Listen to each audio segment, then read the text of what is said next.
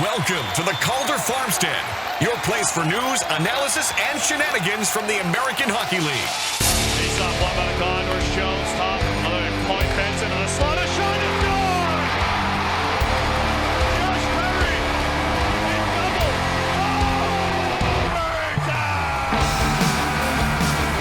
Left point long drive. Save Kinetic. What a stop by Matisse with the left pad. Oh, there was a scramble in front of the net. Denied was Matt Schicker by a miraculous piece of net binding by Matisse Kinetic. Later from the red line sends it in. Hofer in the net. He stops it. Hofer looking. Hofer firing toward the empty net. He scores!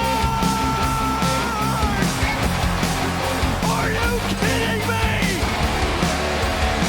Joe Hofer, a goalie goal in the Calder Cup playoffs. And now, with 9 minutes gone in overtime, the Bears breaking out. Right side with Fair. Brooks Light cutting to the net. Fair and let's go! He scored! He scored! It's over! Hello from Gobbler's Knob in Punxsutawney, Pennsylvania. And the home of the last AHL All-Star Game, Ontario, California. Welcome to the Calder Farmstead podcast, number 127 for Friday, February 3rd, 2023. If you were hoping for a podcast featuring farm animals that predict the weather, we are not going to be much help. This is an American Hockey League podcast. My name is Sean O'Brien from Stats Track and the AHL's only league-wide analytics guy. And I'm Sarah Avampato from Full Press Hockey and SB Nation's Canes Country. As always, we thank you for tuning in with us. And if you're new to hearing Sarah and I talk about hockey, we're going to talk about some of the news as well as dive into some of the goings-on of 8 teams around the AHL. We both watch a lot of AHL games. We're going to talk about what we see when we watch the film, as well as use some advanced stats to help us break it down. If that's new to you might want to head over to our YouTube feed or podcast feed, wherever you're listening to us from, and check out episode 0. It's a short primer on some of the stats we're going to be talking about, as well as how we view what's important on the ice. So if you're new to some of the more advanced hockey stats terms like PDO or the point shares model, or newer hockey terms like controlled zone entries or Royal Road, go check that out. So you better be able to pick up what we're putting down. I promise it's not that nerdy or technical. It's only 20 minutes, and let's be honest, you wasted 20 minutes thinking that Phil would predict an early spring. It's always more winter, every time.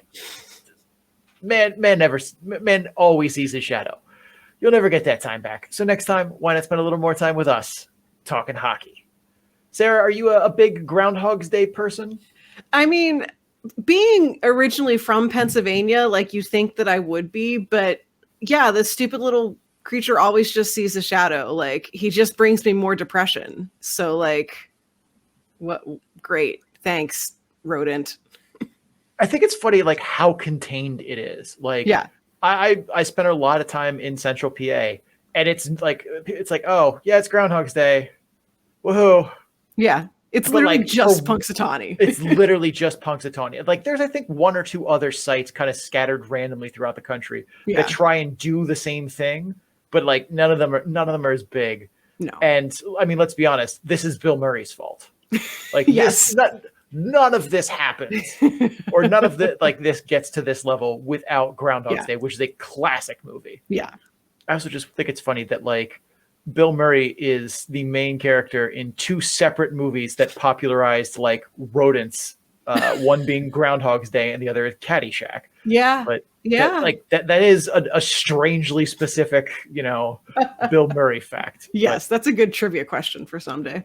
Yeah, for me, it's silly, but like a lot of our holidays are silly. Right. So like, I don't think there is at least probably some percentage of the population that thinks Phil actually can predict the weather just because that is the education level of our great society. But like, in the same sense, it's hopefully like 4% at most. Kind of like, but I mean, a lot of other holidays that we celebrate are stupid. Valentine's Day is silly. Incredibly stupid. Very stupid. But like, nobody seems to mind that everyone just kind of enjoys it. So like, if people enjoy Groundhog's Day, whatever.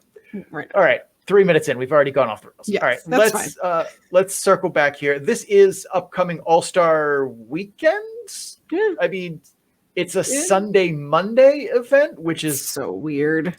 A choice. Yeah, I don't know why. Like in Canada, are weekends Sunday Monday but But there have been some all-star roster changes here. Let's run through them really quickly. In the Atlantic, Xavier Ouellet is now Alex Nylander. Cam York is Ruslan Ishkakov. Vinny Lettieri is Jack Ashan, and Will Cooley is Zach Jones. In the North, just 2 changes. Justin Barron becomes Alex Belzile, and Brandon Byro becomes Lucas Rauchik. In the Central, Tommy Novak becomes Luke Evangelista. And in the Pacific, Brad Hunt becomes Jean-Luc Foudy. Daniil Miramano becomes Braden Paschal. And Andrew Podorowski becomes Max McCormick. Now, of all of these, Belzile's having a surprisingly good season. Like, I remember when I first saw that, I was like, really? Mm-hmm. And then I looked, I did not realize that Alex Belzile was very low-key having a decent year. Yeah. So, good for him. The other one that was really surprising to me, Brandon Paschal to deal was Cormier unavailable? Right. Like, was he the only one who wanted to go? Yeah. The other, no offense, but actually for me, some offense. Like, you're honestly, you're not even a part of the Silver Knights blue line that I like. Like, I actively do not like Braden Paschal as a player. As a dude, I'm sure he's a dude. Probably okay. Like 50-50. He could be terrible. I don't know. Yeah. But like, the other thing too that I noticed is when we first had the all-star rosters come out, the Atlantic was the only one with 3 defensemen. Every other division had 4D. And now every division is 3D. And I don't understand why that happened, especially because, like, I'm assuming this is a 3-on-3 tournament format, like what the NHL does. So they have 7 forwards and 3 defensemen and 2 goalies. Like, that doesn't really make a lot of sense for making 3 lines. No, but okay. Whatever. AHL All-Star game. Right. They tried. They made some choices here. Like, the rosters don't really fit perfectly to a comprehensive, like, rolling out 3 lines. It's on a Monday is the day of the game, which I don't even know why. Like, what was I would love to ask the AHL brass how that part came to be, because that's the most confusing. Yeah. And I feel like it's been like that before. Like, I feel like there's this always not when you think it's going to be. So is there, like, I don't know. The only other reason I could think of is because it's also NHL All-Star Weekend. Mm-hmm. So, like, did they not want to overlap the NHL game? Because, like, if you have the choice between watching the AHL skills competition and the NHL skills competition, right? No offense, you know what you're watching, right? So by kind of flipping that, are they, like, trying to take advantage of that? I don't know. Maybe, like, maybe that's the thought process. I feel like you could have just put them on at different times, or had, like, the AHL All-Star skills competition be on the NHL network and lead into the NHL. Right. Like, that seems like that. I think it's also, like, I mean, there's still AHL games being played on Saturday. So, like, I also wonder if making it be like Sunday, Monday is just them being like, well, we're trying to maximize, like, I know that, I'm out here on the West Coast right now. Like, the guys that are out here have to literally, like, they play their game on Saturday. They get on a plane after the game and leave to go to Laval. Like, that's not a good, like, especially too, like, what if one of those dudes gets hurt?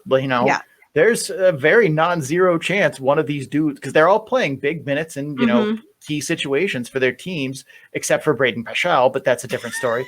But, like, so, the chance that a stray puck hits, and I'm literally just going to look at the roster and pick one at random, Max Lajoie, and,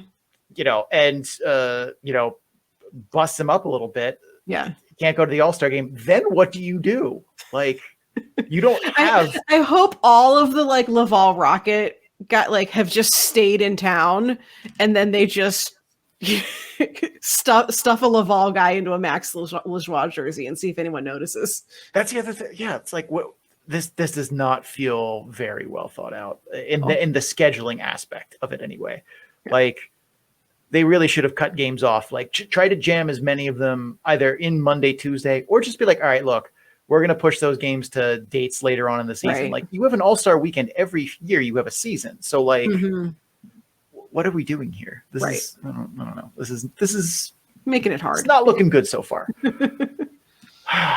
Any other thoughts on the All-Star weekend? We're going to touch back on it later in Start Bench Ship, so there will be more All-Star conversation here. But Sarah, anything else to add, or you ready to move on to our team dives? I mean, I would just like to congratulate us on getting some of our picks for our rosters now at the All-Star game, because I know Nylander was one that I think we both had on our rosters, and I'd like to think you can attribute some of that to us.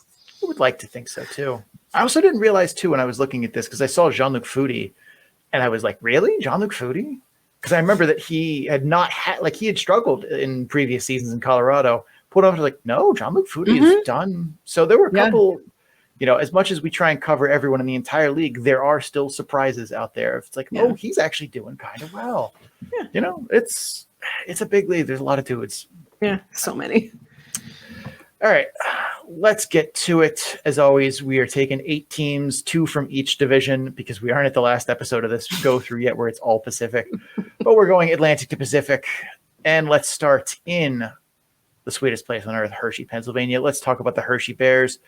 Sarah, the Hershey Bears and Providence Bruins have been kind of swapping places pretty much all season long in the Atlantic Division. Fans of the Bears are used to success, so maybe this season doesn't feel any different from past strong performances. But do the Bears have what it takes to keep the top spot in the division as we get closer to the end of the regular season? So Hershey's been one of the more interesting teams in the league for me to keep an eye on. When you look at them in terms of scoring, they're okay. Scoring, they've got 131 goals for, which is 15th in the league. So just smack in the middle. The goals against, however, fantastic. 107 goals against, which is the second fewest in the league, just behind Calgary and just ahead of Coachella Valley. So 2 other teams that we've talked about consistently on here as being contenders. For Hershey, goaltending is fine, but not spectacular. Zach Fucali in his last 5 games has allowed 15 goals, lost 2 of the last 5. Hunter Shepard in his last 5 games has allowed 13, also has lost 2 of 5. Neither of them are ranked particularly high by the model.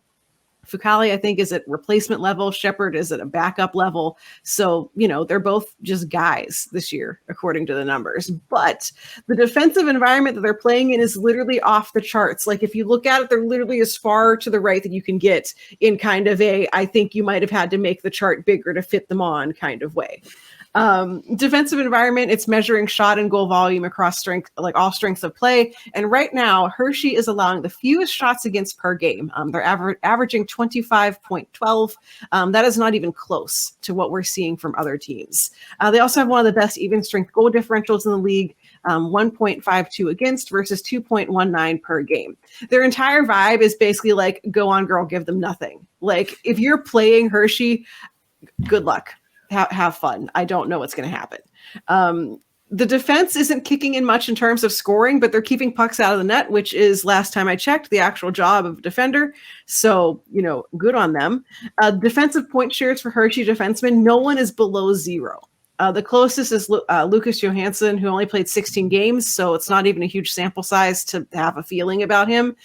Gabriel Carlson, like, what is up with him? He's having a career year this year, already tied his outpoint in points, so he's at least contributing.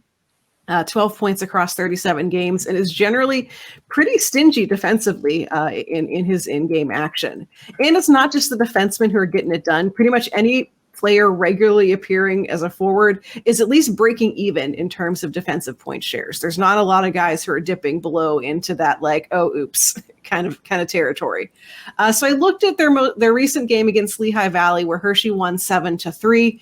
And I feel like it was kind of a microcosm of the Hershey Bears this season. They didn't significantly outshoot the Phantoms. The shot total was 28-23, but they're able to create a lot of turnovers and create the kind of plays that get you goals. So I wanted in this game to look at both the goals that Hershey is scoring as well as the goals that they're giving up. Obviously, they scored a lot of goals in this game, so I just looked at the 3 goals against in the first period. Or the 3 goals that they scored in the first period. First goal, the Bears steal the puck in front of their own goalie, go the whole way down the ice. We're able to kind of catch Lehigh Valley by surprise on it. They weren't able to get enough players back to fend them off. Goal for Hershey. The second goal, again, play starts from back in their own end. Lehigh Valley basically gave them no challenge at all to enter that zone, get set up, and they had a pretty strong net front presence to be able to get that goal scored. Goal number 3, first period, again, play starts all the way on their own end. They pick off a pass, get free on a 3-on-1 against the Phantoms, and I think you could guess how that ended, even if I didn't already tell you it was a goal. And that is kind of what you see from them the whole game. Some of that has to do with the Phantoms, who we're also going to check in on today, maybe not being so great at keeping other teams from getting into their zone. But Hershey managed to take advantage of those errors that Lehigh Valley would make and would go for it. So then I looked at the goals against. Again, they scored 3 goals against. The first goal against was shorthanded for the Phantoms. And sure, you maybe would have liked to see Hershey press a little harder to keep that puck from going out of the zone. But it like the whole sequence is one of those where you're like, nothing's going to happen. The guy's just going to carry the puck into the zone, put it sort of towards the goalie to waste some time. He puts it towards the goalie. It rolls up off of Fucali's arm and goes in the net. So great. Oops. The second goal against came on probably one of the strongest shifts that the Phantoms had in the game. They had extended zone time and the puck came in. It was a bouncing puck off of a rebound. Fine. Can't really complain about that. The third goal against, the initial shot made contact with a Hershey player and then got tipped in by Jackson Cates for the Phantoms. So 2 of those 3 goals, the weird rolls up your arm one and the weird oops bounced off a guy and bounced off another guy's stick, I don't know that I'd say that those are particularly repeatable. So that's 1 goal out of the 3 against that was like, all right, that's legit. That took some work to get that one scored. So they're not giving up goals that are particularly scary. In this case. Overall, Hershey plays a pretty smart game. They're very economical. There's not a lot of wasted movement. There's not a lot of scrambling. Guys aren't out of position that often. I'm not seeing bad line changes. There's communication on ice. It's a squad of guys who can capitalize on the other team's mistakes. When I watch Hershey Bears games, I don't have those moments of wondering why 4 guys are all standing in the same spot. Because 4 guys are never in the same spot. I mean, not never, anything can happen. But I haven't felt compelled to do the screenshot of shame with Hershey Bears games to tweet it and be like, you'll never guess what happened next. Because they just don't put themselves in those positions. They do really well at pushing the other team to the outside. The game against the Phantoms, the 3 goals that were scored were basically second chance opportunities or lucky weird bounces from in front of the net. There were very few kind of legit shots right up front against the goaltender.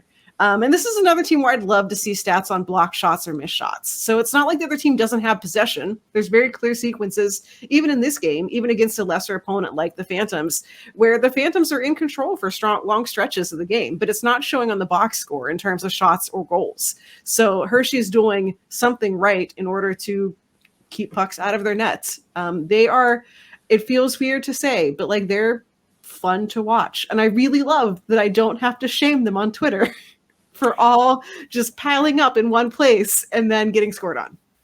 I will say, too, one of the big differences I've noticed about the Bears this year under Nelson compared to previous years under Scott Allen, or previous year, rather, under Scott Allen, is the Scott Allen Bears, despite, not having the talent level that Todd Nelson has because they were hurt, they were called up, that kind of thing, is that in general, the team seemed to be a little bit more balanced.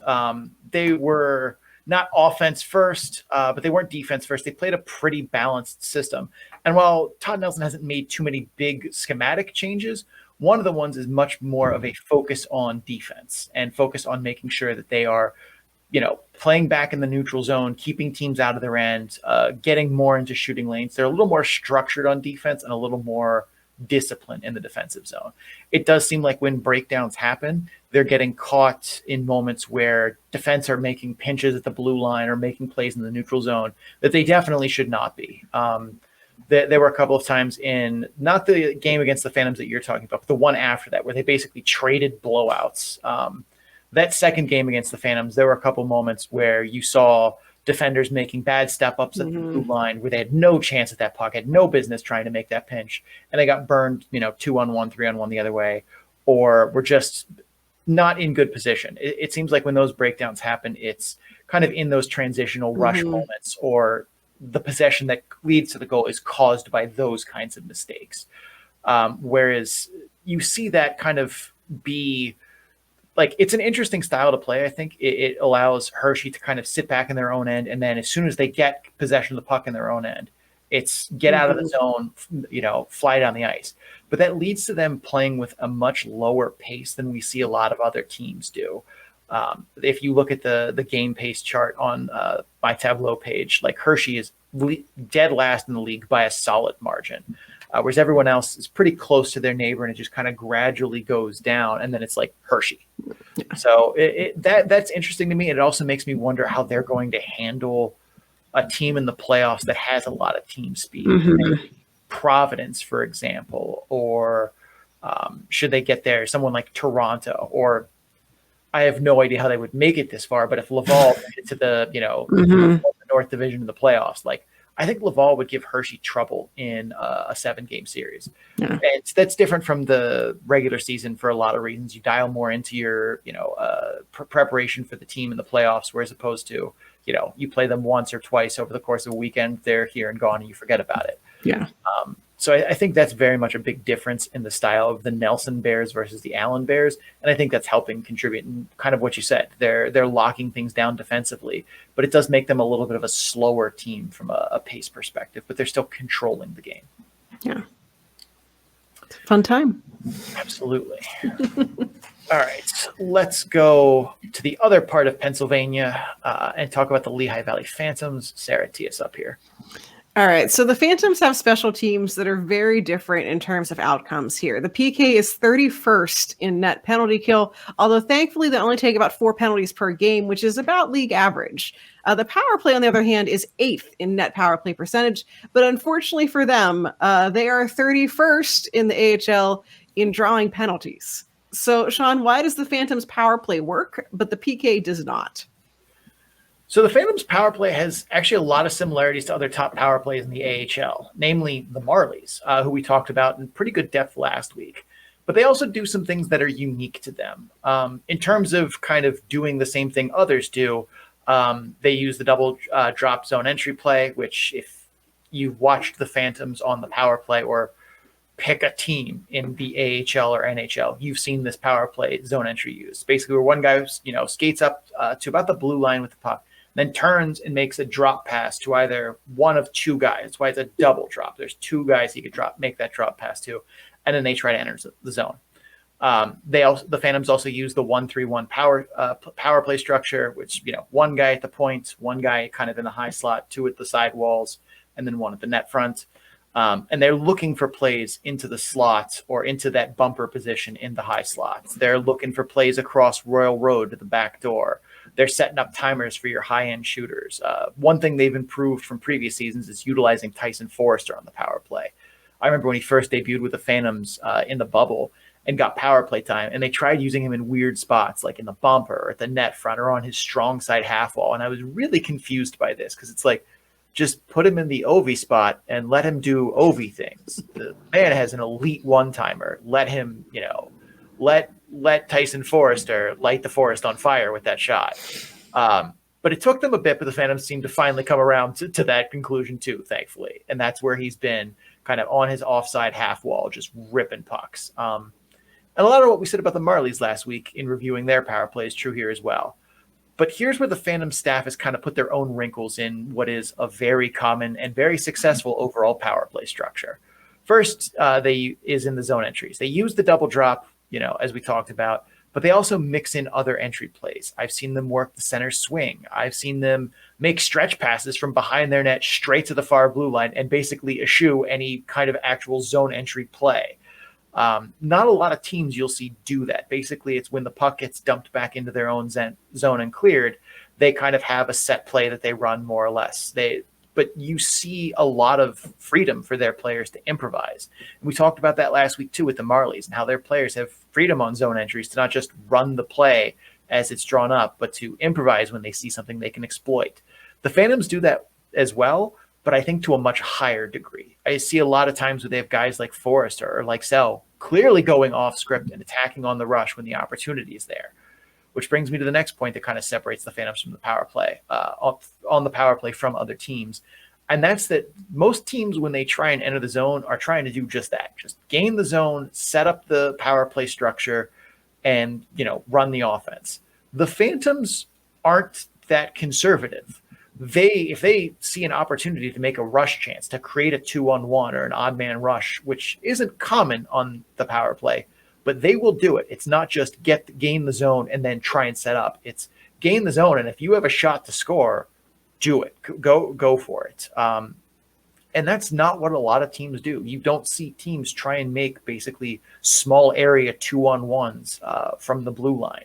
They're pulling up the wall, putting it back to the point to try and set things up. And the Phantoms do that too, but they also are willing to go for that quick strike, which can be risky, but they've had a lot of success making that work. In zone, the same thing is true about players' freedom to kind of go off script and make something happen. Last Friday's game against Hershey, Ollie Lexell basically took a lap around the offensive zone with the puck and then found Cal O'Reilly, younger brother of Ryan O'Reilly, on the back door for a tap-in.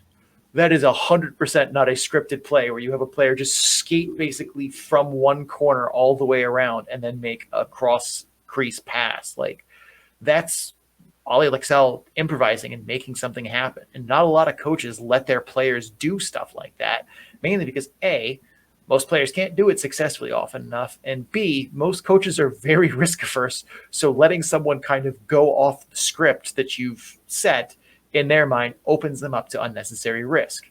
So this level of trust between the staff and the players isn't common, but they're being rewarded for it in these spots.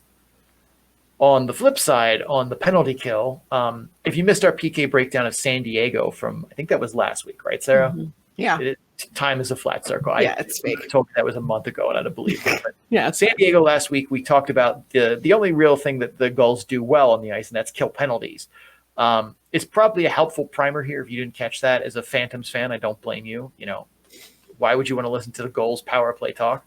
But that's probably going to be a helpful primer here because the Gulls and the Phantoms do the exact same thing in terms of structure. For forechecking, they use a 1-3 forecheck in Lehigh Valley and San Diego. They play the check press in zone as their structure. We dive deeper into exactly what that means in our segment last week about the Gulls, which is why I'm encouraging people to go back and check that out. In short, the 1-3 forecheck is one forward pressing the puck carrier, trying to force play towards the boards. You'll see three guys kind of lined up in the neutral zone, and they're trying to create basically a choke point for the puck carrier at the blue line where that first forward is pressing them from behind and that defense is pressing them at the line. So they either have to turn the puck over or dump it in. Inside the zone, the check press, also sometimes called the wedge +1, has two defensemen and one forward form like a small triangle in the slot to outnumber the offense in that key area, while the other forward basically acts as a puck-chasing rover. That rover and the forward at the top of the triangle kind of interchange. They can cover more ground effectively. But on the PK, effective forechecking is one of the most important things you can do to kill penalties. The easiest way not to give up power play goals is to first not take penalties. The second easiest way to not let the other team score on the power play is to not let them gain the offensive zone. And that sounds very obvious, but that doesn't make it less true.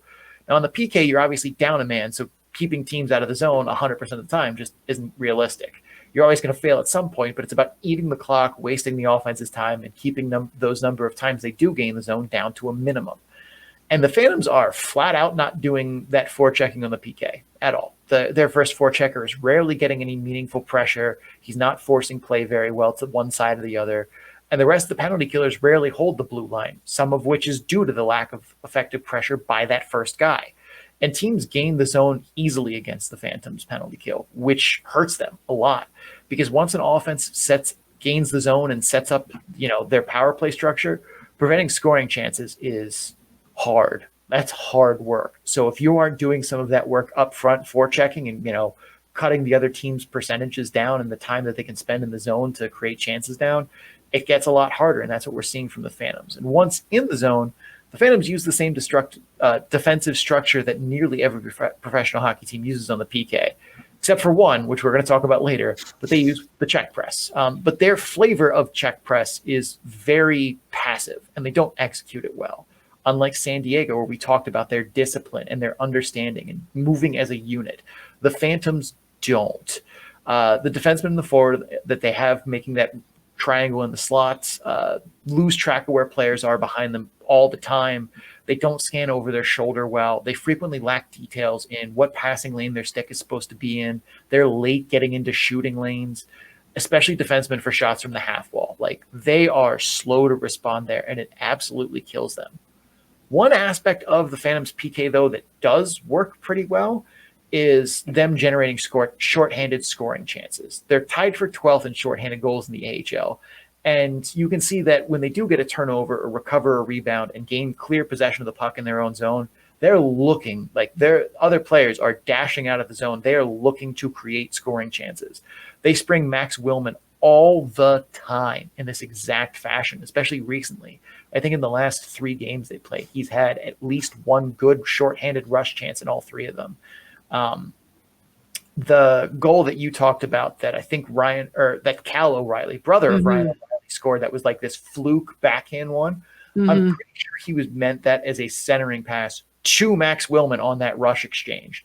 Yeah. So that does seem to be working for them, and that is an aspect that I think they should try and stick to. We're going to talk about the pros and cons of generating offense shorthanded here in a little bit. The rest of it, though, structurally it's fine, but they're not executing it. And that's the problem. Execution is greater than scheme every day of the week. If you aren't executing, it doesn't matter how good your scheme is. There's nothing wrong with what the Phantoms are structurally doing on the penalty kill. It's that they're not doing it well.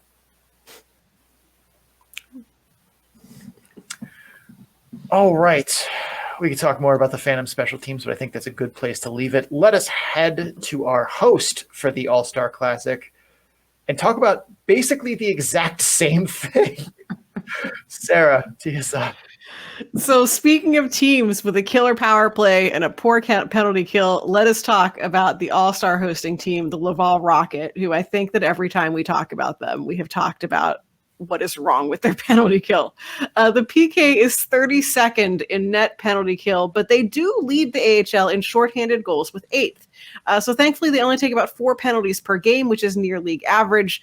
The power play, on the other hand, 5th in net power play percentage, and thankfully, they're also 4th in the AHL in drawing penalties. So, Sean, why does the Rockets' power play work, but the PK does not? Deja vu, huh? Yeah, feels yeah. So the power play does a lot of things that we just talked about that the Phantoms do, but it doesn't have a lot of its own flavor. Like we talked about the Phantoms, letting their players have a lot of freedom to kind of go off script and make moves when they see fit, whereas Laval doesn't really do that.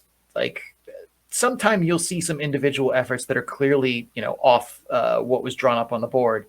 But for the most part, like Laval power play works really well because they stick to the principles of effective power plays. They primarily use the double drop zone entry play. They use the 1-3-1 structure, and they use it well.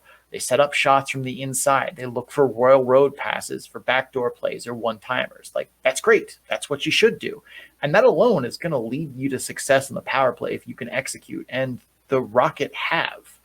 The only thing I've really seen from them on film that looks a bit kind of unique to them is that they set up a lot of these kind of one-touch and deflected passes into high danger areas. So either across the crease, across Royal Road, or kind of into that bumper or net front spot for a one-timer. Like we talk about the Oshie play every once in a while, which basically you'll see a guy on the sidewall kind of pull a defender up towards him, and then he'll throw it to the player at the goal line, and he'll just one-touch that pass to the bumper for a shot. We call it the Oshie play because TJ Oshie has scored like 80% of his power play goals look just like that. If you go on YouTube and search TJ Oshie power play goal, you'll see like 8 replays of exactly the same thing. And it's the play I just described. And like Laval uses that, but they also kind of mix in a lot of these like one touch or like almost intentional deflection passes, like from the point to like that slot area or to across the crease. And that's a little unique, but like, that's really it. Their power play is strong and it's effective because it follows the basic principles of how to run a modern power play and doesn't put a lot of its own spice on it, which is fine, but doesn't make for a very fun breakdown. The penalty kill, on the other hand. So the Rockets' PK has a lot of problems. But as you mentioned, they lead the league in shorthanded goals. But here's the plot twist. Those are related. Laval's in-zone defense isn't the check press like nearly every team plays. They use the very outdated diamond PK structure, which has merit in spots. And we'll talk about that in a minute. But what that means from a visual perspective, and we have a visual aid here to kind of help people, because, if you've never seen a diamond before, you might not know what this looks like. But here is a screen cap basically from their game against Toronto, I want to say 2 weeks ago, roughly. But as you can see, it's one net front defenseman, one defenseman and one forward kind of guarding the face-off dots there. One forward pressuring the point makes a diamond. It looks like that. It's really not that complicated. But to make matters worse, Laval is very passive in this structure, which I have always said is a bad thing. You can't be passive and just give time and space to the best offensive players on the other side. That's bad to begin with. That will always, no matter what structure you use, be a negative thing in my mind, and the results back that up. The diamond is outdated because of the 1-3-1 power play and the setup that basically every team in the league uses, which is what Toronto runs right here. And you can see, Sarah, does anything stand out to you just looking at this image of why this is not a good idea? Well, there's that one little man back there by the goal who no one even is like paying attention to. I don't like that if I'm a penalty killer. Why is he back there? Yeah. The other thing, too, is anyone really covering the bumper? Yeah. No. Is anyone really capable of covering the bumper in this structure, given how it's set up? No. So if you get that puck to the bumper, you basically have a small area 2-on-1 with the other guy in the front of the net. And that's the highest value real estate that there is. That seems kind of bad, doesn't it? Don't do that. Don't do this. Don't do that. Yeah.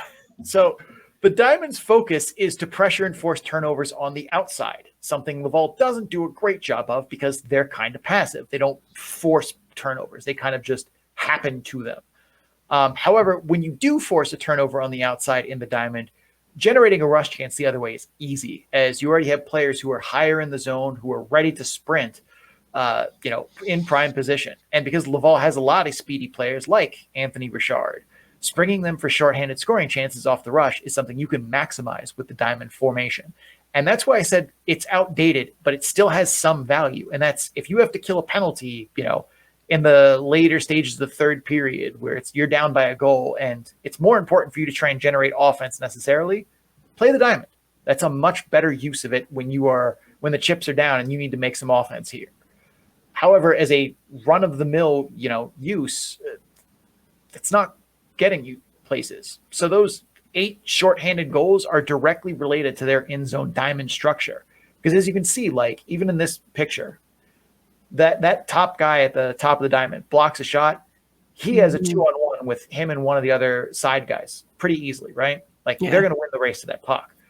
But so they're creating more shorthanded goals, but they're also creating more power play goals against. Mm-hmm. As we talked about, your one forward pressures the point, 2 pressure the side walls, 1 in front of the net. So any puck movement from the half wall or from the point to the bumper creates that, inner slot 2-on-1. That's super bad. You're also putting a premium on covering the perimeter and pressuring the perimeter and not covering the slot. Like that's the opposite of how valuable real estate in the offensive zone works and how you want to defend it. So if these players on the half wall, on the offensive side also crash the net, that leaves them wide open because there's the Diamond also opens up diagonal passing lanes. So like, if you see if I can use the mouse over here, like this point guy here, if he steps over and this guy crashes the net, wide open lane. Mm-hmm. That's why, geometrically, the Diamond doesn't make sense. The other thing, too, with the Diamond is that every single time the puck moves, which is a lot on the power play, 3 of your 4 power penalty killers have to move and restructure completely to adjust to new passing lanes, new shooting lanes, all of that. And while that's true of most penalty kill schemes, it's much more exaggerated in the Diamond because of how open the middle is and how responsible one player is for that area. In short, basically, the Rockets' PK is bad because they run a scheme that maximizes offense and minimizes protecting the slot. And until that scheme changes, the Rocket are going to continue to score shorthanded goals, which is fun, but they're going to give up way more power play goals. And it's a lot better off for you to be 82%, 83% penalty kill and only score maybe 3 or 4 shorthanded goals than to score 10 shorthanded goals, but to give up, 74% on the penalty kill. Yeah. So that is what's going on with Laval's special teams here. Sarah, any quick thoughts here, or do you want to move on? Maybe they can all like trade ideas when they meet people at the All-Star game. Like, can someone tell them at the All-Star game, like, hey, what you're doing isn't working? That's the other thing too, is like, this is a scheme that teams abandoned like a long time ago. And like, it comes back in vogue once in a while, as everything does, but like, then teams quickly adjust as to why this doesn't work anymore. They're like, oh yeah, that's why we don't do this. Now, again, there is a time and a place for it, but it's a very narrow one in which it makes sense to generate exactly offense. Yeah. All right. Well, we will say adieu to the Laval Rockets and say bienvenue. Wait, no, that's welcome. What's hello in French? Bonjour. There you go. Wow. Oh, Cece, maybe edit that. To the Belleville Senators. And Sarah, the Belleville Senators have had some moments early in the season where things looked positive for them. But lately, it's been a slow kind of downward slide down the standings. Is there anything going on that might give Belleville fans hope? Or is this downward trajectory going to be the story of the season for them? All right. So when we've talked about Belleville before, we've basically been like, what is going wrong with this team? And the answer continues to be everything. That still remains true today. However, here's a surprise news flash that has happened literally while we have been recording tonight. The Senators have fired their coach, Troy Mann. Yes, that literally happened like 15 minutes ago as we've been recording. Oh, wow. So the Ottawa Senators announced today that they've made changes to the coaching staff of their AHL affiliate, the Belleville Senators. Following Thursday's game, Troy Mann was relieved of his duties as the team's head coach. Assistant coach David Bell will take over as Belleville's interim head coach for the remainder of the season. Troy Mann has been with Belleville since the 2018-19 season as their head coach. This is a weird time span in which to say like, oh, these guys didn't make the playoffs because there were so many years where playoffs, like hockey was fake for a couple years because of COVID. They lost in the qualifying round last year. The first year he was the coach, they didn't make the playoffs. And then the last 2 years, other 2 years were the weird COVID years. But so like what you're going to hear me talk about Belleville may be like not relevant depending on what their new interim coach does or does not do with them.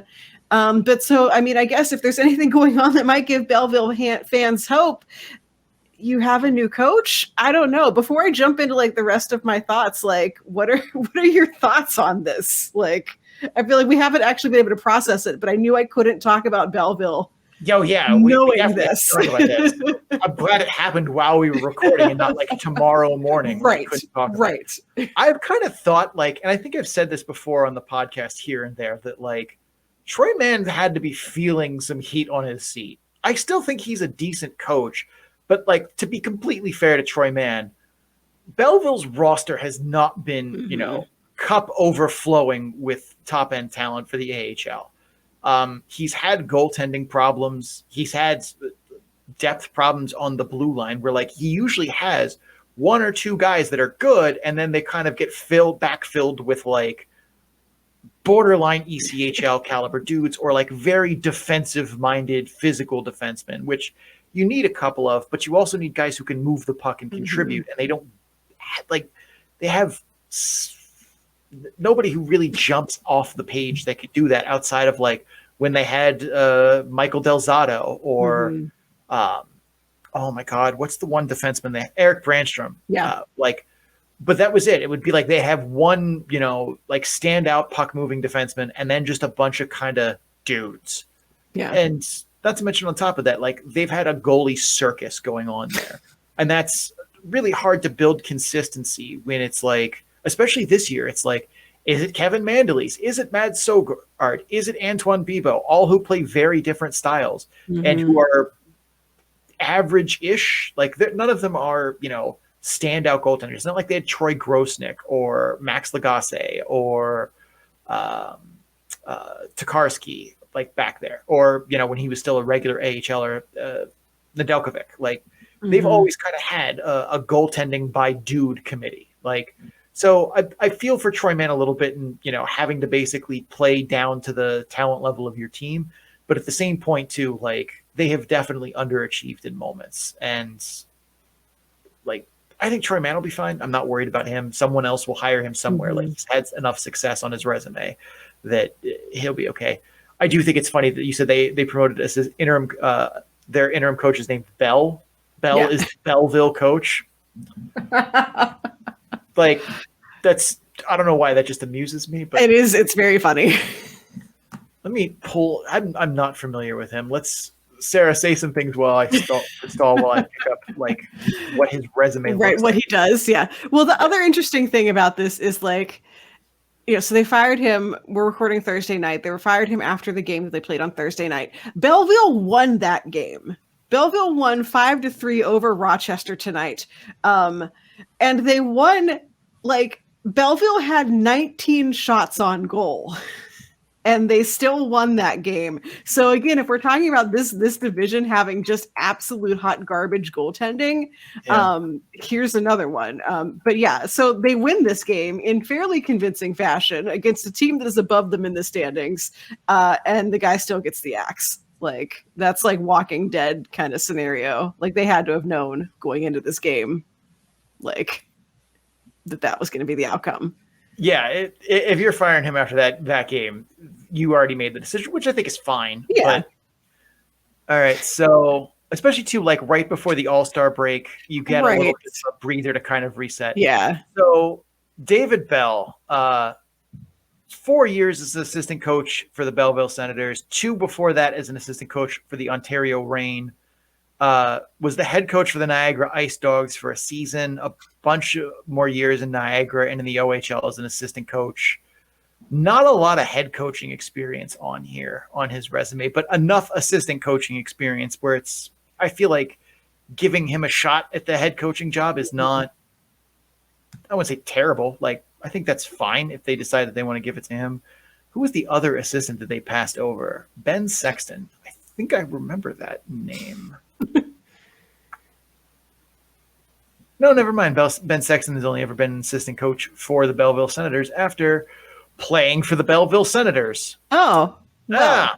Who would have guessed? Shocking. Yeah. So Hockey. If you had to promote one of them, David Bell was definitely the better choice over Sexton, especially because I don't think Bell played at a high level. Oh no, he played a little bit in the AHL, but not a whole ton. So, and never for Belleville. So that at least makes it feel better. A little less nepotism-y. Yeah, but I don't know. Like, I definitely think that he's worthy of a fair shot at the permanent job. Like, his resume is at least good enough to go from interim to head. Not saying that he will, but he definitely is motivated, knowing that he could be a fit there. That's surprising to kind of do mid-season. Like, I don't expect. Maybe he'll get a little coaching bump. Just guys wanting to impress the new guy. Yeah. But we'll see what happens there. I definitely felt over the last couple seasons that Troy Mann was starting to dance on the line of like, all right, you're pushing some guys into the NHL, which is good, but you're not winning here. And even though we're not giving you the most firepower we could, we still need you to make a better go of it. Which, is that necessarily fair to him? No, probably not. But like, I feel like the time for a change is appropriate here. Like I still think Mann's a decent coach, but I can see why Belleville chose to move on here. They're still selling Ottawa's still selling too. So I could see them not making a decision until after it's official that Deadpool owns the franchise. So The other thing too is like I don't think there's too many good names out there available right now for a permanent hire. So it looks like David Bell, unless he really screws it up, which seems unlikely. Should be at least in the mix at the end of the season for this head coaching gig. Who knows? Teams are also in the AHL should be like, oh, you did good enough. Here's the head coaching job. So hang out here for a little while. So weird. All right, let's talk about Belleville before Troy Mann got fired. Yeah. So other fun fact, obviously, because time is a thing. All the numbers that you're going to hear were put together before they played this game against Rochester. And I am not good enough at math to adjust all those numbers on the fly. So we're just going to pretend that game didn't happen because I can't add or subtract in my head. So, go with it. So in the month of January, they have won 7-11 games. They started the year strong. They had 3 straight wins. Or they've lost 7 of 11 games. See, I can't even do my own math here. Great. In the month of January, 7 of 11 games, they lost them. They started the year strong with 3 straight wins. And while I was told there would be no math, because clearly I just failed at it, that means they've won just 1 game since January 7th. That was a 2-1 overtime win over Laval. Again, aside from this game that just happened, that doesn't count. They lost 2 straight to Springfield, a team that's been bouncing around near the bottom of the standings in their division. In fairness to the Senators, because I can't be totally mean to them, the schedule has been kind of brutal. Sure, there were games against Laval, Springfield, teams that aren't that great. They played Rochester, Syracuse, Manitoba twice, Cleveland, Toronto twice, Hershey, basically the entire rest of the North Division with a couple other bonus teams. So they've had a hard path because they've basically been playing against their competition. The last 5 games they played outscored 20-9. That's bad. They were outshot 175 to 143, average about 35 shots against, 28.6-ish for. The special teams have been failing them. The power play was 3 for 25 over the last 5 games for 12%. The current net power play overall is 15.7, so a little lower than their season average. The PK was 20 for 29, so 70% success there, which is also a little lower than their current rank. Net PKs at 79%. Yeah, but why did Troy Mann get fired, Sarah? Shocking. Who knows? Magic. So would you like to guess in this last game against Springfield that they played, how many power play goals, the Senators allowed? So how many times did their PK just totally blow it in this game against Springfield? I'm going to go with 2. 2. Yeah, no, that's 5. No, that's incredibly wrong. They allowed 4 on 10 chances. Jesus. Yes.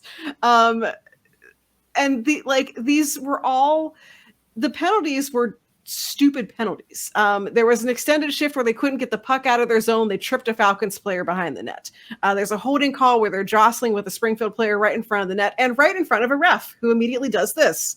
There was a slash behind the play. Again, so they had 4 power play goals, or 4 scored against them.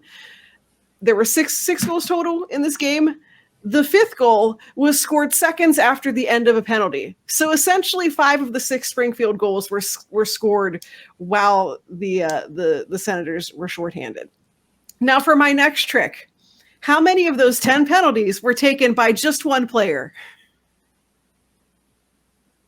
3? Close, but no. Dylan Hetherington took 5 penalties. Holy Christ. He took a holding call, a slashing call, a tripping call, a delay of game call, and a charging call. On 3 of those 5, a charging call. In the year of our Lord 2023. Yes. I don't know how you put him back on the ice. Jesus. Well, fortunately, the charging call came with 4 minutes left in the game.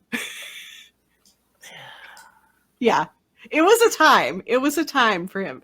3 of those 5 penalties, Springfield scored on. So he didn't have the greatest night of his life in that game. Jesus, now, yeah. I mean, if you're Troy Mann, how do you put him back on the ice after penalty number 4? Right. Yeah, I can see now how Troy Mann's getting fired here. Jeez. Overall, Belleville's one of the most penalized teams in the league. They've been shorthanded 191 times. That is third behind the Barracuda and the Gulls. Neither of those teams are also lighting it up in terms of like being great. The penalties that they're taking are not the kind that you'd call a good penalty. They're not hauling someone down on a last-ditch effort to save a goal. It's not like a oops high stick. They're largely like stick infractions, the delay of game that chart. Like literally, you have 5 minutes left in the game. You're losing. Why are you charging someone? Like why did you do that? These are careless, sloppy plays. They're the kinds that you see when a team is outmatched and struggling to keep up with their opponent that's just head and shoulders better than them. And again, this was just against Springfield. No disrespect to the Springfield Falcons, but I didn't even look at the Toronto games. So I can only imagine how those went. If you're going to take that many penalties, you need to learn to kill them off better. We've talked about the Gulls now a couple times with their PK. They take a ton of penalties, but they do a good job at killing it off. So like you would sure like to see them in the box less, but at the end of the day, you have some confidence that they're not going to get scored on. That's not happening with Belleville. Right now, they're projected to end the season outside the playoffs picture. And having watched them, I can't say that I disagree. I know the standings are tight. They're in last place in the division, but they're just 1 point behind Cleveland, 6 back of Laval. And usually we'd say, and have said on this show, like there's a ton of room for movement here. Anything's possible. 2 weeks from now, you can tell me they're in a playoff spot and I'll believe it. But coaching, even with this coaching change, like I don't see. We also have to pay attention to the NHL here because Ottawa, while slightly more respectable than in recent years, are still slipping further out of the playoff contention. Like it's not going to happen.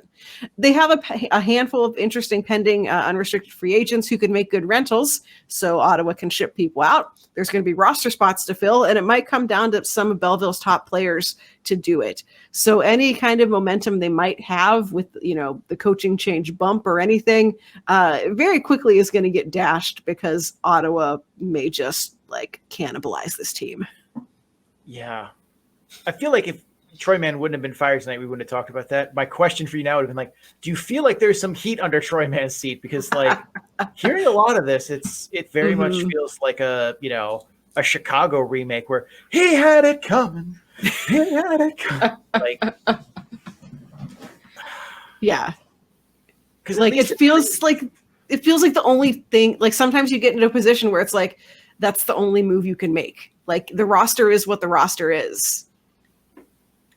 And I mean, to be fair, Troy Mann graduated a lot of important players from Belleville to Ottawa, but like, and I feel like in previous years, his team has at least had sandpaper to them. They've at least gone down swinging. Like they weren't a good team, but they at least fought till the end. Whereas the last couple of weeks, as you describe here, you cannot describe that as fighting to the end. That is, it very much sounds like a team that needs a new voice, that needs new guidance, even if it's not better guidance, it's just the same guidance. Sometimes you hear the same voice for too long, even if it's saying the same things as the new voice, it feels different. It's kind of like how your car feels like it drives better after you wash it, or you seem like you get to your destination faster when you switch the voice on Google Maps or on Waze. Like it's the exact same thing that you're doing, right? But it just feels different. So like, you firing Troy Mann here makes a lot more sense having now heard that. But still, I don't think, we check in with teams all the time, but like it's Belleville. I don't feel like I had a good grasp on how badly it's been going. So yeah, this move makes a lot more sense given the big context you just hit me with there. Yeah.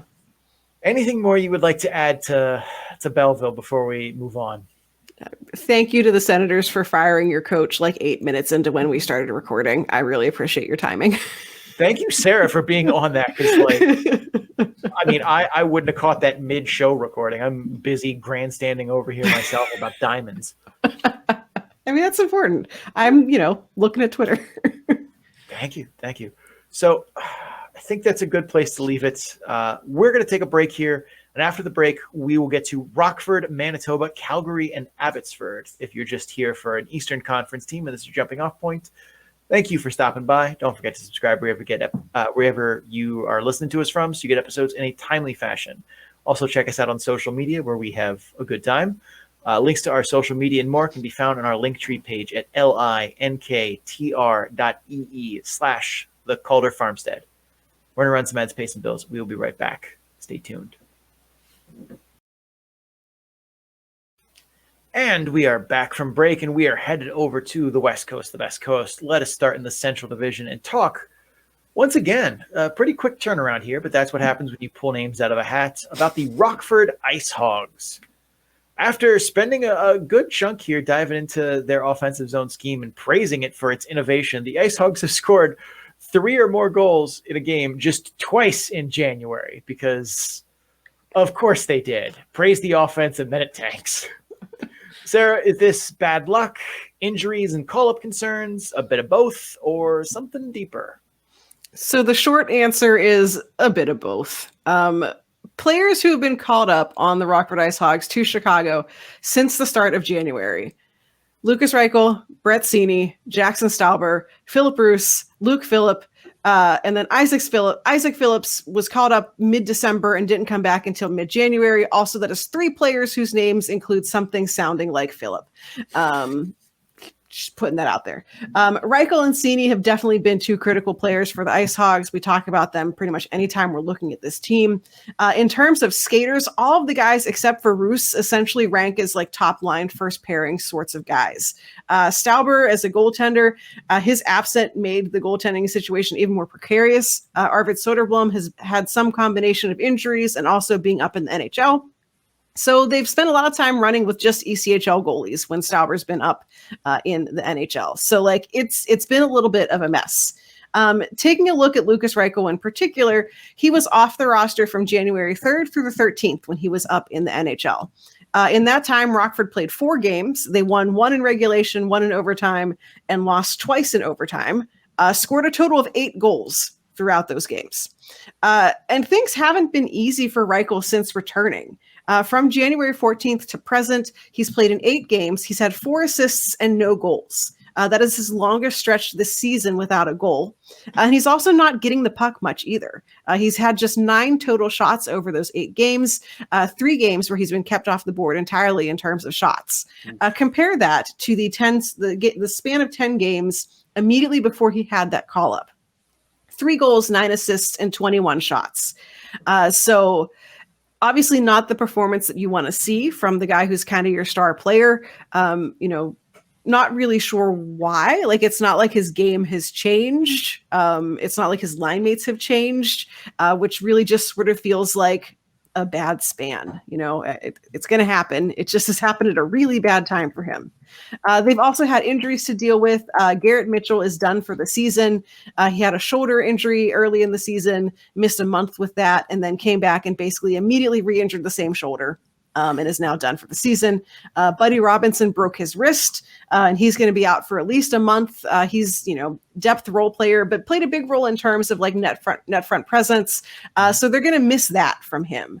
Soderblom is back in net, but he missed time with a groin injury and hasn't really looked the same since he came back. And he's someone who I am used to seeing him like goalie teams all the time. And he has looked really underwhelming since coming back. The power play has been in a bit of a rough patch lately, which feels more like bad luck than anything else. They're 3 for 19 in their last 5 games. That's a 15.8%. There was a game that they played against Iowa, who is neither of our favorite team. They went 0 for 3 against Iowa. And Iowa did a great job at clogging up shooting lanes. But again, the IceHogs are generally a better team than the Iowa Wild, and you would expect them to be able to deal with that. The PK is also struggling too, 12 for 18, 66.7%. They allowed 3 power play goals on 3 attempts against Milwaukee. So that was a big goose egg in terms of power play or penalty kill success in that game. The power play, I think, is something that will get back to where we're used to seeing it. If you did miss the last episode we talked about the IceHogs, I would recommend going back and finding it. The game-specific information is going to be a little bit outdated, but the breakdown that Sean does talking about the IceHogs power play and its structure and how it's fairly unique, I think is really worth a listen. So if you did miss that, go check it out. And I think it'll kind of explain why this is more of a temporary blip and instead of a oops, we all forgot what we're doing. The PDO for Rockford has cratered over the past couple of weeks. They've sort of hovered right around 100 for large parts of the season, sometimes a little bit up, sometimes a little down, but not seeing the same wild fluctuations that we see in other teams. Lately, it's just been nosedive bad. Let's pull that up here real quick. Let's look at the pretty chart, because it definitely made me kind of go, oh, huh. Yeah, that. Yeah. that is a drop. Yes. That is absolutely massive. I believe they are currently the lowest of any Central Division team, because Manitoba there, Chicago there, Iowa, where's Milwaukee? Yeah. So they are the coldest running team in the Central Division right now, and probably one of the coldest teams in the AHL. Although, nope, San Diego still. Wow. Oh, wow. That has gotten worse since we last looked at it. Yeah, but that's a story for another time. Yeah. But yeah, so I mean, when you look at that, they have been fairly consistent in staying in that sort of middle blob, which makes me think that these past couple of weeks, they're going to bounce back from it. Overall, this is a team that's pretty high risk, high reward. When we see them at their best, they're dominating the score sheet. They're scoring on chances that maybe you think they shouldn't be scoring on. But when they're at their worst, they're getting pushed around by other teams. They can't necessarily deal with the physicality, especially missing guys like Mitchell and Buddy Robinson, who played more of that sort of game. They end up letting other teams dictate the terms of play. They lose puck battles, and then you lose the game. It doesn't look like they're doing anything different structurally than previously. So this really feels like the perfect storm of injuries, call-ups, and slumps that have just sort of nosedived this team. It feels like something they can weather. They're 2-6, 2-0 in their last 10, which is not great. They just ended a 7-game losing streak with a shootout win over Manitoba. So it's possible things are starting to swing up, but they do need to right that ship fast so that they're maybe a little more steady before the team gets blown up at the trade deadline. All right. Yeah, Rockford definitely, that PDO chart definitely sums up. Yeah. Oh, yeah, that's never going to get the job done. No team with a 92 PDO is winning games. That's just... No. All right, let's move on here and talk about the Manitoba Moose. Sarah, the Moose started the season on a high note, taking advantage of a weaker than usual Central Division. That has not been the case lately, though, as they've lost 5 of the last 10 and have fallen down the standings. What does the picture look like for the Moose as we head into the All-Star break? So speaking of teams that have been pretty up and down all season, may I introduce you to the Manitoba Moose? Right now, you could tell me they're literally anywhere in the standings in the Central, and I think that I'd believe you. They're currently 4th. They've got 48 points, so they're tied with Rockford with 3 games in hand. They're 10 points above Grand Rapids. So while at times the gap between making the playoffs and not had been a lot more narrow, that gap is starting to widen. It's safe to say that the Moose are going to finish in that 3 to 5 range. The model currently has them predicted to finish 3rd behind Texas and Milwaukee. And talking about some goofy PDO charts, their rolling PDO chart has basically looked like a zipper zigzag thing all season, which is why I'm not surprised. You could tell me they're 1st or 8th or whatever, and I'd be like, sure. One thing that's been important for Manitoba is they haven't lost a huge amount of games from key players and no games lost from their goalies. So there have been call-ups. They lost Mikey Esamont at one point, first to the NHL and then to waivers. It hasn't really impacted them as much as some other teams in their own division. Now, we've talked about the Ville Heinola problem on this show.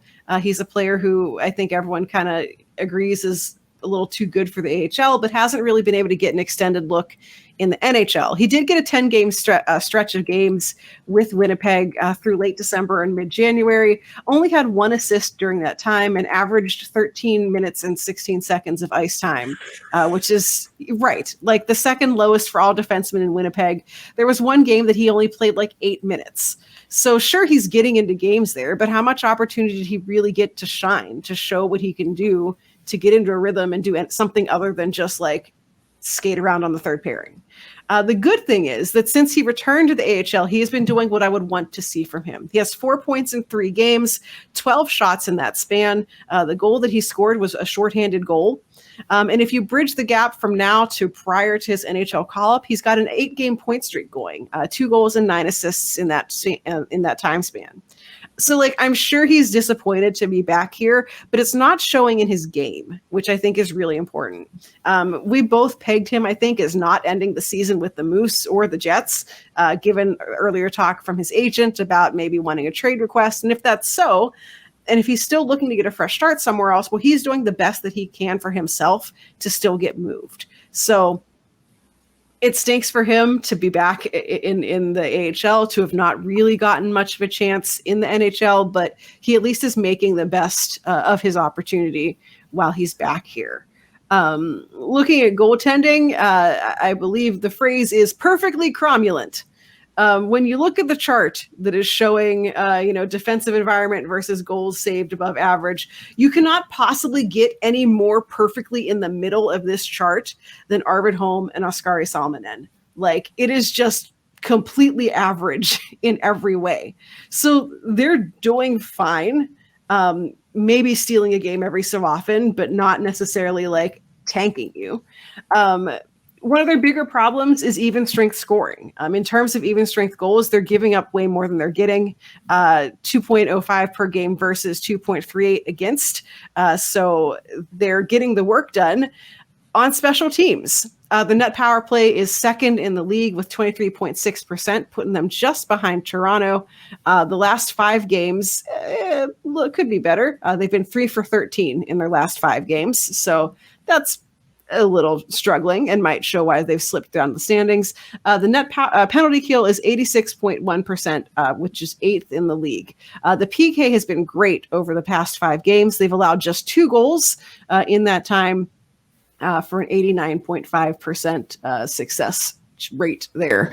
They've been outshot over the last 5 games, 166 to 140. They basically break even in terms of scoring, 15 goals for versus 14 goals against, but they've won 3 of 5. They've gotten points in a 4th. So like, something is working. Is it like, are they having flashy, exciting, fun games? Not necessarily, but they're winning games. And in the Central Division, as long as they stay ahead of Grand Rapids, they're going to be fine. Yeah. And the Moose have never been that kind of flashy, high flying team. It's always been a every aspect by committee kind of approach. And that's not surprising to see that they've still managed to stick to that kind of philosophy. But yeah, them getting outscored that badly at even strength is surprising. They are sharing space here with such luminaries as Belleville. They're not that far from Cleveland, Rochester, Grand Rapids. That's really not what you would think for a team that is, in general, doing pretty decently and expected to finish second or third in the division to be, that reliant on the power play to get things going. But all right. I think that's a good place to leave it there. Let's head over to the Pacific Division. Once again, the Calgary Wranglers getting another kind of, quick turnaround episode. So let's talk about them a little bit. Sarah, tee us up. So the Wranglers are currently second in the AHL by points percentage. The model has the current Wranglers roster projected to win the AHL's regular season title with 99 points and has their worst case scenario as a 91-point team. They're currently on another hot streak, winning 6 of their last 7 games. So what has been the biggest secret to the Wranglers' success? Honestly, I still think it's the coaching staff that drives it. And that's not to dismiss the talent on the roster or what they've accomplished, but they run a very labor-intensive system in all 3 zones. And when the Wranglers are on, which is most nights, they aren't giving you anything for free. And that takes a full team buy-in to what your coaching staff is preaching. They're 4th in the AHL in game pace, and when you watch the film, it confirms that. This team is pressuring puck carriers all day, every day. If you're an opponent and you have the puck, you can safely bet there's a Wrangler on your ass like a Brett Favre 2012 halftime commercial, which, let's be honest, that's the only good version of Brett Favre since 2012. Just ask the New York Jets or Mississippi's welfare funding. Regardless, this Wranglers team hustles its ass off by design and executes at such a high level all the time. And that's possible because of the talent they have on the roster, but also because the coaching staff has everyone on the same page and ready to run through walls for them. I call that high-quality coaching. That being said, the pressure that the Wranglers impose on other teams is just as impressive because it's not passive pressure where forecheckers are trying to kind of steer play into choking points like the blue line. It's in your face, you better know what you're doing and not bobble that puck kind of pressure. It's a system that requires the Wranglers to go out and skate hard and be physical every single shift, because if you don't, you spread yourself really thin playing that way. So it's a total team. Everyone goes out there and does their job and works hard every single game. And even when they have possession, the Wranglers play an offensive zone style that has a ton of dynamic pieces, a lot of movement. You don't see guys just kind of standing in one place waiting for good things to happen. They're moving around. They're getting open. They're creating passing lanes. They're shifting around.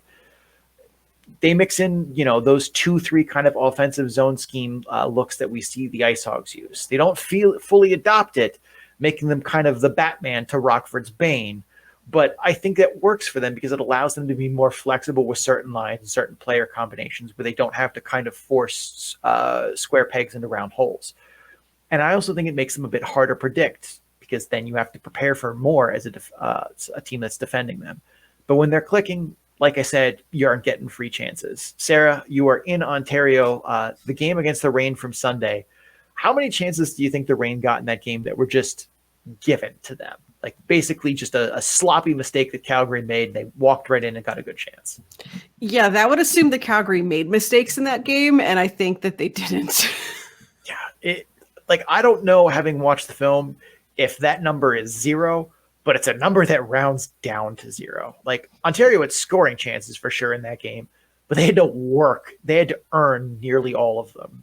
And, when the defense does break down and gives up a rare scoring a chance, Teen Wolf, one of hockey's best goaltending prospects, is back there to make saves.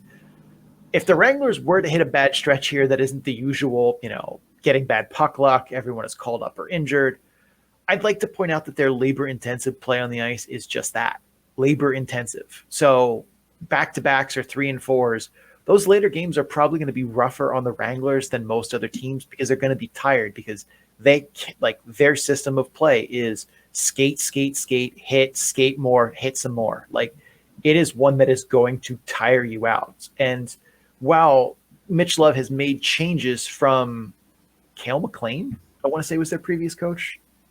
Yeah, and I remember in the bubble when they were in the Canadian division and like that last month where they played something absurd, like 19 games in 30 days or whatever. And you could tell that team just ran out of steam. Like Mitch Love has changed the system a little bit, but not that much. And should they have to play a lot of those like hard kind of 3 and 4s or, 4 and 6 kind of schedules, I could see them wearing down and starting to not show that same, pressure ability because it's hard to go out there and burn your legs every night, 72 games in a row. But lucky for the Wranglers, their schedule the rest of the way is pretty smooth sailing in terms of back-to-backs, 3 and 3s, and such like that they have. It's pretty minimal the rest of the way based on me looking at the schedule a little intensely. Like I didn't, do any math or anything, which is, unusual. But I did look at it, and they do not have a lot of, heavy back-to-backs or I don't think they have any 3 and 3s, which good for them. But if they can keep this roster together and healthy, the Pacific Division title is basically just a 2-horse race between them and Coachella Valley at this point. And I said at the beginning of the season, I actually talked with a fan who has a betting pool with friends where they pick the team that's going to win the Calder Cup in the beginning of the season. And he asked me who I would choose. And I said, I think he said one of the guys who's a big Cleveland homer took the Monsters, and then someone else took the Marlies, and then someone took Coachella Valley. I said, Calgary is a good choice here. Like, they struggled a little bit at the beginning of the season, but I'm like, I have faith that that team will right the ship. And man, I look smart right now, don't I? Like, they're a team that, as long as they can keep this team healthy and in the Wranglers side and not the Flame side, which, given Daryl Sutter's love and affection for young players, I think seems pretty likely. It's them and Coachella Valley for the Pacific Division title, and probably easily the Western Conference title. Like, this is a team that's going to have playoff expectations. And I think they can fulfill those. Yeah. I can't see anyone in the Central really challenging. Like, Texas is good, but like, I don't see them coming out on top if they have to face off against this team or Coachella Valley, honestly. I don't know. I think I could see them Texas squeaking by Coachella Valley. Yeah. I think if Texas plays Calgary, that's going to be a mean series. Those are going to be two teams who, even though they don't play normally, they're not going to like each other by game 3. And I think it's going to be a lot of very fun hockey, but I think it's going to be like a 2-1 triple OT kind of series between Matthew Murray, who rises to the occasion, and Dustin Wolf, who's already there. So I think that would be incredibly fun. Like, that would be a very good Western Conference final, and could be one. I assume that Texas is just going to walk through the Central in the playoffs unless some drastic changes happen at the trade deadline, which they might. So make sure you hit rewind and play this clip for me when I'm incredibly wrong in 2 months. All right, let's move on to the last team of the night, the one that's been in the news all week because they got a big piece. Sarah, tee us up to talk about the Abbotsford Canucks.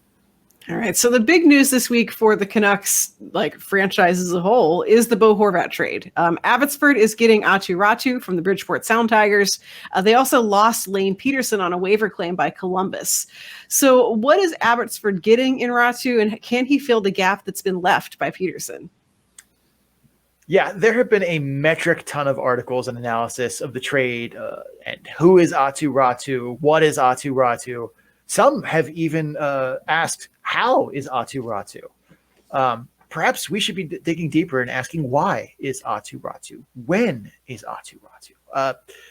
Regardless, you're listening here, so let's start with what we think of Aatu Ratu. And quite simply, he's a scoring forward. He has great puck skills, a lethal shot, big, strong, and while he doesn't throw his body around a lot, he's able to play through contact. He's able to use his size to win battles, to shield the puck, to get good position at the net front. He's a high motor player. He's an effective forechecker. And he's a lot better defensively than I think he gets credit for. He's been effective killing penalties for the Sound Tigers this season, which has been a breath of fresh air because they still insist on playing Jeff Kubiak on the other side of the penalty kill in Bridgeport. I don't know how you arrive at that decision year after year, but here we are. In short, he's got a lot of NHL skills and habits and is likely a useful middle six forward in the NHL, perhaps as soon as next season. Like, I think there is a world in which he makes the Vancouver Canucks out of camp as like their fourth line center that maybe gets some third line minutes here and there and then goes from there. I would hope that Vancouver has maybe learned its lesson with rushing players, though. And if he's not ready for that role, I see you shaking your head, Sarah. It's the Canucks. I appreciate the optimism, but like, I would like to think that they have turned corners, but seeing what they've done with Bruce Boudreau, Anyway, but I think he is at least a player who is going to be someone Rick Tocchet likes. But however, like everyone in the AHL, his game still has flaws. He still needs to work on some stuff. The biggest issue for him is definitely his skating. His stride is short. His ankle bend is very far from ideal. And this handicaps him being more effective on the rush, more effective in transition, and sometimes even more effective as a forechecker. Even though he's quite good at it, he would be a lot better if he could add a step to his skating. he's been able to offset some of those skating issues with a combination of improved playmaking, well-matched line mates, and a better kind of hockey IQ and awareness of the game around him. But at the NHL level, I think it's going to act as a ceiling for his potential. Ratu can overcome those speed issues and still be a top 6 center in the NHL, but he's going to need to gain more awareness and anticipation to do so. He's made strides in that so far, and he's young, but development isn't linear for anyone, nor is it a given. It absolutely is one of my biggest pet peeves when I hear hockey people, analysts, fans, whatever, who say, a player will only get better. Like, this guy will only get better. No, that is not guaranteed. The AHL is littered with veterans who showed solid progress at 21, and by 25, were still the same guy. Like, development isn't linear. It's not guaranteed. And guys absolutely get worse. Like, that's a thing that does happen sometimes. I'm not saying that's the case here. But if Ratu wants to hit his ceiling as a top 6 center in the NHL, more work needs to be done and more development still needs to happen. He has plenty of runway to still make that happen. And I think his floor is pretty high in terms of becoming a useful everyday NHLer. But nothing's ever guaranteed with player developments. In terms of being a center versus a wing, if he can fix his skating stride to the point where he's in the ballpark of NHL average speed, yeah, he can definitely play center in the NHL. Second line, top 6 kind of mix. If he can't, but he can compensate for that with more development, his processing speed, anticipation, playmaking, yada, yada, yada.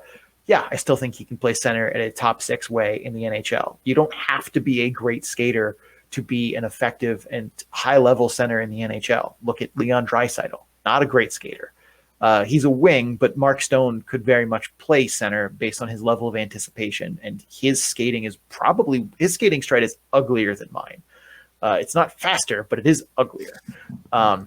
If he can't compensate with more development in that area, he could still probably play center, just lower down in the lineup with the right line mates. As far as replacing production at Abbotsford lost with the Lane Peterson waiver claim, I'd say no for a few reasons.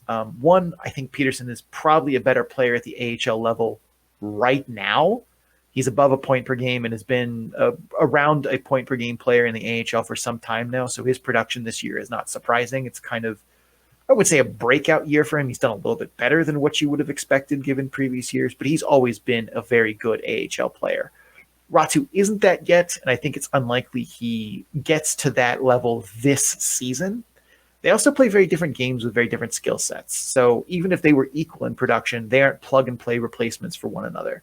Pedersen is better in transition. He's a better playmaker in the offensive zone. He's a more fluid skater, but doesn't use his skating that well.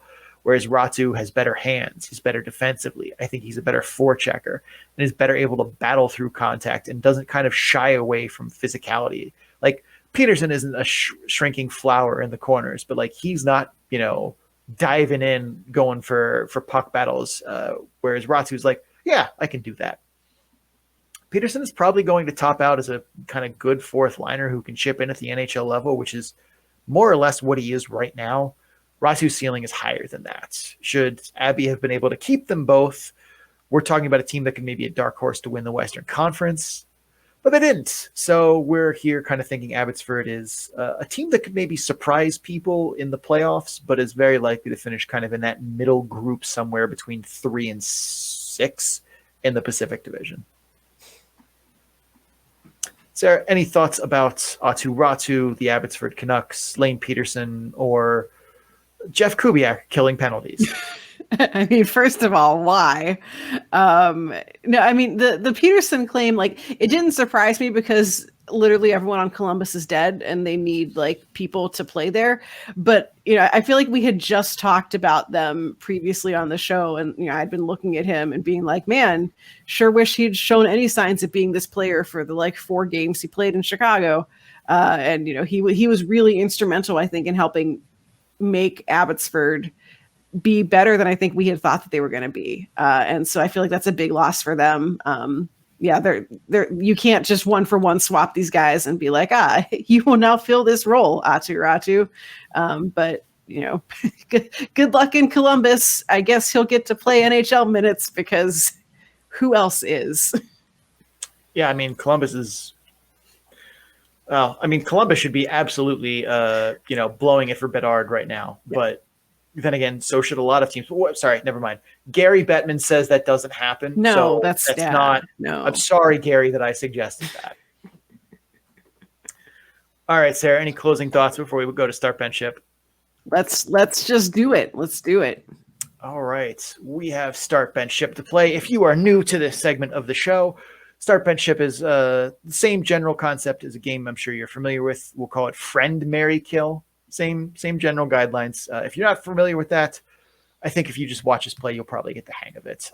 This is, given that this is All-Star Weekend, we're going to play an All-Star Weekend themed start bench ship here. So let's start it off with All-Star Skills Competition events. There is the hardest shot, the fastest skater, and the accuracy shooting. Because I don't even know what the other events might be. The puck relay, some goalie thing, a breakaway. Yeah, let's stick with the big three here. Sarah, start bench ship. What do you got? All right. So I am starting the accuracy shooting because it either goes very well or very horribly, and either way is entertaining. Because either you get the guy who just like kills it and hits all four of them immediately, or you get someone who's stuck up there for like a minute. And then you're like, oh, this is like secondhand embarrassment. This is bad. Benching fastest skater. You skated in a circle real fast. I don't know. Like, that's impressive, but whatever. I am shipping hardest shot solely because they did not bring Martin Firk back to redo it this year. Like, if he was coming back, it'd be an immediate start. But like, we're shipping it because they decided not to give him the chance to reclaim or redo, whatever. He doesn't get to do it again, and that makes me annoyed. I don't know if you saw my theory that I put out there on Twitter about my first hard shot. Yes, it's a brave theory. I think there's a chance. Because if that's what happens, everything makes sense. This was like secret specialist at the NHL All-Star game, Martin Firk, and that's why he's not at the AHL All-Star game. If that's not the case, then this is entirely too dumb. Right. But I'm going to start in reverse order here. I am shipping fastest skater. That event peaked when Kendall Coyne-Schofield did the demonstration lap. That was an iconic moment, and that's it. That event has peaked. I am benching the hardest shot because while it is a fun event, it feels like everyone just watched the dude, clap the puck, and then we all just turned to the like speedometer thing.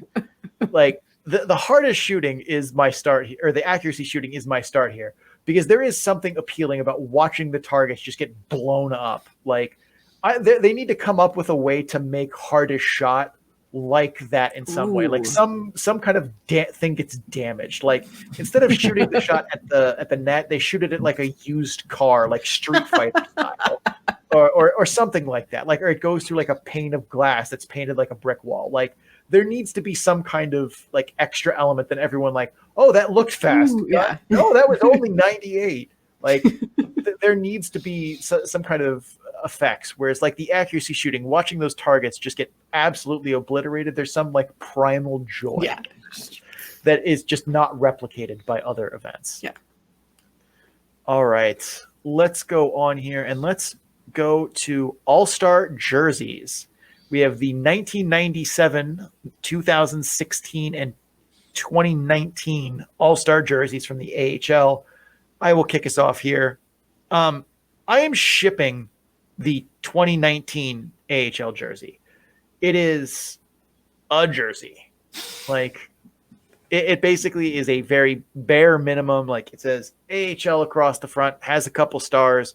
Each division got at least like some more poppy kind of colors. Like this was the Pacific Division's gold jersey. So that kind of popped a little bit, but they are very, like you could have told me that was from any All-Star game between now and 2002 probably. And I'd be like, okay, like what host city is that from? I have no idea. Like there is nothing about capturing the spirit of Springfield in that jersey. I am benching the 1997 version. It is a very 90s All-Star jersey with like the star and the AHL's like guy catching a pass silhouette, just like boom, right on the hip. With the like wavy kind of like, It's goofy looking, but at least you tried something a little different. I'm 100% starting the 2016 one. That is a retro look, and I'm here for it. Like, that is a very cool vintage vibe to it and stands out from other All-Star jerseys that the AHL has done from the past by a pretty wide margin for me. Sarah, what say you? We're just going to copy paste everything you just said and repeat it because you were 100% right. No notes. Like that is exactly what I was going with. I love that retro 2016 jersey. Yeah, the 97 one is very 1997. The like gradient on the colors. 2019 feels like something that if you had asked me to design a jersey that I would have done because I can't design anything. Like that I would have been like, well, I can make text and that's it. So yeah, no, that's you are completely correct with these ones. Yeah, like the 2019 one looks like an all-star jersey for like high school. Right. Like that very easily, if that would have said AHL instead of AHL, would have said like CPIHL, Central Pennsylvania Interscholastic Hockey League. Yeah. Totally would have bought that. Yeah. Like, I mean, not purchased it. I would have accepted that was true. Yeah. Like it's just not, it's not great. No. All right. Moving on to our last start bench ship for the evening here. We have all-star formats. There is the current 4 division where the North, Atlantic, Central, and Pacific all have the 3-on-3 tournament. There's what most all-star games are across sport, which is one conference versus the other, in this case, East versus West. And then there was the wild thing they did for a little bit with not USA versus Canada, Planet USA versus Canada. Why was it Planet Sarah, kick us off. How do you think of these all-star formats? This is rough. All right, we're gonna start the 4 divisions, largely because like everyone knows that the game portion of the all-star game is the least like exciting part. And at least with like the 4 distinct teams, it makes the games be much shorter. Like it's like a 15-minute game or whatever. So you get that part like out of the way. Just it's done. It's done. We're gonna bench East versus West because like that makes it, like it's a whole hockey game. Like we don't need that. It's so much. We're shipping this Planet USA versus Canada thing because honestly, like we don't need Canada to be any more full of themselves than they already are about hockey. And like everyone versus Canada, like they're going to win, and then we're gonna have to hear about it. So like. Cool idea, but I want something different. All right, I'm going to agree with you, but for very different reasons. I like the 4 divisions because I feel like that 3-on-3 tournament is getting closer to the NHL accepting what the All-Star game format should be, and that's what NHL 3s was in the EA Sports NHL series, where it's basically a 3-on-3 mini, like the rink is like half the size, there are no blue lines, and they do like what they call the money puck, where they pull random, like every face-off, you have a random puck that could either be just a normal puck, or if you score, it's worth 2 goals, or if you score, it counts 1 for you and takes 3 goals off the other team. Like it's basically just a Charlie Day wild card bitches kind of element to the game. The 4 divisions is coming closer to that, but that's ultimately what the NHL should do. They should just copy EA Sports NHL 3s, and that's the All-Star format. Outdoors. East versus West, we're going to bench. I at least felt like this is what everyone basically does across sports. You know, the Pro Bowl, the MLB All-Star game, the NBA, they do East-West.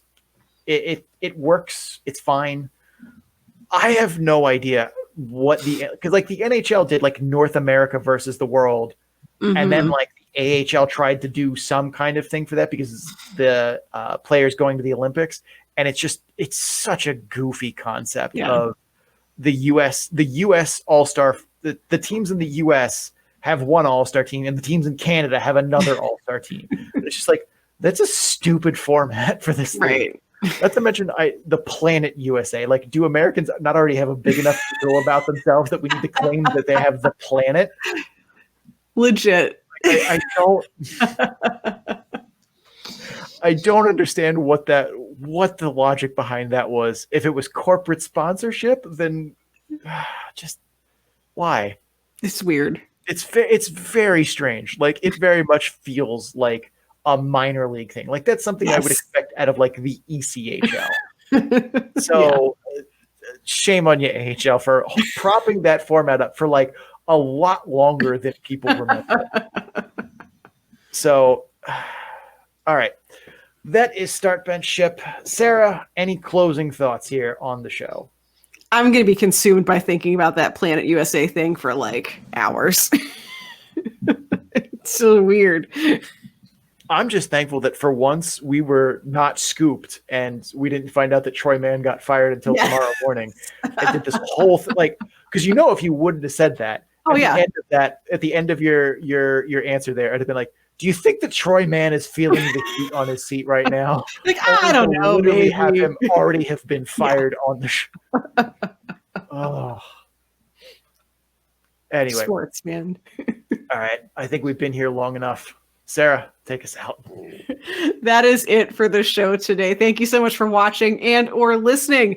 The Calder Farmstead is a part of the Full Press Radio Network. You can find this and several other great hockey, sports, and sports entertainment programs all at www.fullpresscoverage.com.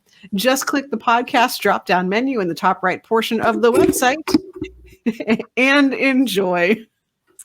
And if you are enjoying the show, please make sure you subscribe so you get episodes in a timely fashion. Also, if you're listening on Apple Podcasts, Spotify, or Amazon, please rate and review the podcast. Or if you're watching on YouTube, like the video and comment what you thought of the episode. Doing so helps others find the show, and your reviews help us improve it. You could also follow the show on social media at Calder Farmstead on Twitter, at the Calder Farmstead on Instagram and Facebook. Links to all of that and more can be found on our Linktree page, which is linktr.ee/the Calder Farmstead. Big thanks to Adrian Drake, who made our theme music. You can find him on social media at AD_dysfunction. That's AD_DYSFUNCTION. So we can make music for you too. Sarah, where can people find you? As always, my name is Sarah Avampato. You can find me representing Full Press Hockey on Twitter at Right Said Sarah. It's WRITE Said Sarah with an H. You can check out my writing at Full Press Hockey, where I talk about the Ontario Reign, or over at Canes Country, where I talk about the Chicago Wolves. Sean, where can folks find you? I'm Sean O'Brien. You can find me on Twitter at Sean O'Brien81. That's SeanObrien81. I'm also on Instagram at Sean O'Brien_81. You can find my stats work on Tableau at bit.ly/data-dump-and-chase. All lowercase, all one word. Thank you for tuning into the show. For the great Sarah Avampato, I am Sean O'Brien, and as always, please dump and chase responsibly.